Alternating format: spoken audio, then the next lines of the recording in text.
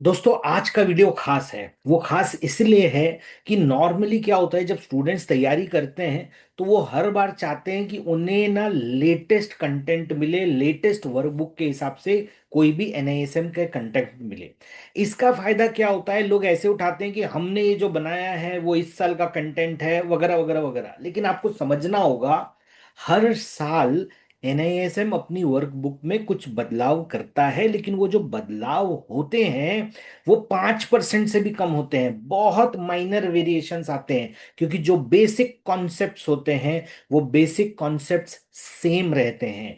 लेकिन जो minor updation होता है कि अगर देखिए कहीं पर अगर मिनिमम नेटवर्थ 50 लाख से बढ़ाकर 1 करोड़ कर दी गई है, या कोई मिनिमम इन्वेस्टमेंट वैल्यू है वो चेंज हो गई है, या निफ्टी का लॉट साइज चेंज हो गया है, तो ये सारे जो माइनर चेंजेस होते हैं ये माइनर चेंजेस के लिए ही अपडेशन किए जाते हैं। तो एज अ स्टूडेंट आपको क्या करना है, आपको ये पता होना चाहिए कि वो माइनर चेंजेस क्या हैं, और आप अपने किसी भी पुराने कंटेंट से उसको अपने आप को खुद ब खुद अपग्रेड कर सकते हो। तो मैंने क्या किया है आज के वीडियो में, जो मैं आपके को बताने वाला हूं, एनआईएसएम सीरीज 16 कमोडिटी डेरिवेटिव्स है। उसमें एक माइनर चेंजेस हुए हैं, कुछ एक चैप्टर्स में इधर उधर थोड़े से जो चेंजेस हुए हैं वो मैं आज आपके साथ डिस्कस करने वाला हूं।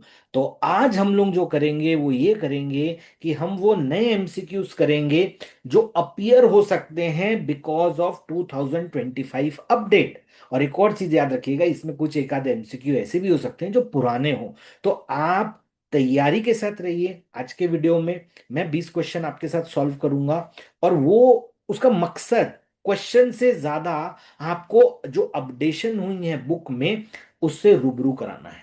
तो चलिए हम स्टार्ट करते हैं। Question number 1, which of the following is an example of modern commodity derivative product. मैंने वहां पर यह भी बता दिया है कि it is mentioned in the updated workbook. Equity swaps, weather derivatives, treasury bills, या कमर्शियल पेपर। तो अगर मैं आपको शॉर्ट में बताऊं ना, तो जो ज्यादातर चेंजेस हुए हैं, जो कि मैंने कहा थोड़े से हुए हैं, वो हुए हैं वेदर डेरिवेटिव्स के इर्द गिर्द। तो जो मॉडर्न कमोडिटी डेरिवेटिव प्रोडक्ट है उसमें एक नया एडिशन आया है, वो है weather derivative. So the correct answer is option number B, weather derivatives.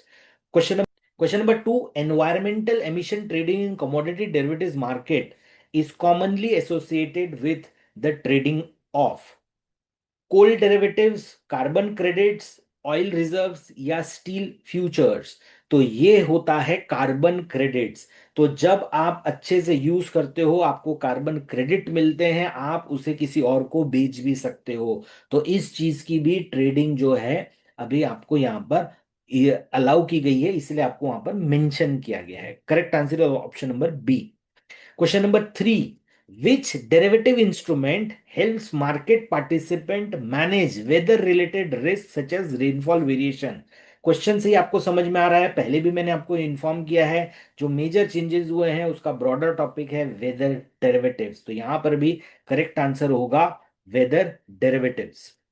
Question number 4, देखिए ये ना इंफॉर्मेशन बेस्ड है, मतलब मैंने आपको ये बताया है कि ये चेंजेस कब से लागू हुए हैं। तो दिसंबर 2025 वर्जन एनआईएसएम सीरीज 16 वर्कबुक कौन से एग्जामिनेशंस के लिए एप्लीकेबल है? हर कोई जो जनवरी 20 के बाद इस एग्जामिनेशन को दे रहा है 2026 के, उनके लिए एप्लीकेबल है। Question number 5, in the updated workbook जो पहले chapter strategies using commodity futures and options के नाम से था, अब उसका नाम चेंज करके option B use of commodity derivatives कर दिया गया है। तो एमसीक्यू के माध्यम से ही मैंने आपको बता दिया कि चैप्टर का नाम चेंज हो गया है। ठीक है। Question number 6, which of the following is not a function of commodity derivative? Risk transfer, price discovery, capital guarantee, या transactional efficiency. Capital guarantee commodity derivative का मकसद नहीं है, फंक्शन नहीं है। ठीक है। Question number 7, commodity derivative market help producer hedge price risk by transferring the risk to arbitrager only, regulator, speculator, या ब्रोकर। तो जब हेज करते हो तो आप अपना रिस्क स्पेकुलेटर को ट्रांसफर कर देते हो। Commodity question number 8, which of the following exchange historically started organized futures trading in rice in 1730? तो वो था Osaka rice exchange, option number B.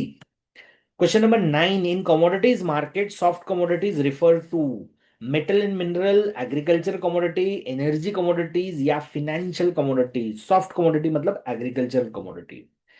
Which of the following is example of hard commodity? Coffee, wheat, sugar agricultural commodity है। Hard commodity होगा आपका option number C, crude oil. तो दोस्तों, अगर आप एनएसएम सीरीज 16 कमोडिटी डेरिवेटिव्स का exam देने वाले हो, स्ट्रक्चर्ड लर्निंग चाहते हो, तो हमने 500 क्वेश्चन का 5 सेट 100 क्वेश्चन के बनाए हैं। आप उस एमसीक्यू कोर्स को अवेल कर सकते हो, लिंक नीचे डिस्क्रिप्शन बॉक्स में दिया हुआ है। As a part of YouTube community you are eligible for a coupon code. आप उस कूपन कोड को अप्लाई कीजिए और इस एग्जामिनेशन को एक बार में क्लियर कीजिए। Question number 11, the E NAM platform is primarily designed. तो ये जो ई नैम प्लेटफॉर्म आया है, ये बना है to create a national electronic spot market for commodities, option B. Which organisation is responsible for implementing E NAM. E NAM तो आपको पता चल गया इलेक्ट्रॉनिक के लिए बना है। अब ये उसको रिस्पॉन्सिबल कौन है, तो इसके लिए रिस्पॉन्सिबल है CFAC। CFAC का मतलब हुआ small farmers agri business consortium. So the correct answer is option number B. ये सारे ना अपडेशंस हैं, तो इसको आपको ध्यान से करना है, क्योंकि अगर आपने कहीं से पुराना मटेरियल देखा हुआ है तो वहां पर ये शायद आपको नहीं मिलेगा। इसलिए ये वीडियो बहुत इंपॉर्टेंट है आपके लिए। Question number 13, in a traditional mandi system price discovery primarily occurs through A government pricing, B auction by traders. तो जो मंडी सिस्टम होता है वहां पे ट्रेडर्स ऑक्शन के माध्यम से प्राइस डिस्कवरी करते हैं। Question number 14, a forward contract is primarily characterised by. Forward contract दो लोगों के बीच में है, कस्टमाइज्ड है, काउंटर पार्टी के बीच में है। So the correct answer will be option number C, customisation between counter parties. Question number 15. Which of the following risk is inherent in forward contracts? A. Liquidity risk. B. Counterparty default risk. Forward contract में counterparty default risk होता है। Question number 16. Commodity futures contract are standardized with respect to A. Quantity and quality. B. Delivery location. C. Quantity, quality, and delivery date. So correct answer is quantity, quality, and delivery date. Everything is mentioned there. Question number 17. Commodity derivatives market contribute to economic development mainly through tax revenue generation, risk management and price discovery, elimination of speculation, government subsidy program. So correct answer will be option number B, risk management and price discovery. Question number 18, which of the following market participants primarily uses commodity derivative for hedging? तो जो farmers और producers होते हैं वो इस commodity derivative को hedging के लिए यूज करते हैं। So the correct answer is option number A, farmers and producers. Question number 19, which of the following is a key benefit of electronic commodity spot exchange? elimination of supply risk, improved price discovery, and transparency is your correct answer. Question number 20, in the commodity derivatives ecosystem price discovery refers to. Price discovery कैसे होती है? Determination of government support prices? No, but correct answer होगा by determining price based on demand and supply expectation. तो दोस्तों, एक unique प्रयास था मेरा कि जो अपडेशन हुए हैं उनको एमसीक्यू के माध्यम से डिस्कस करना और आपको बताना कि कहाँ कहाँ पे चेंजेस हुए हैं, ताकि आपको पूरा टेंशन में ना रहना पड़े कि मैं नया कॉन्सेप्ट में देख रहा हूँ या मैं पुराना सिलेबस पढ़ रहा हूँ। बहुत माइनर चेंजेस होते हैं।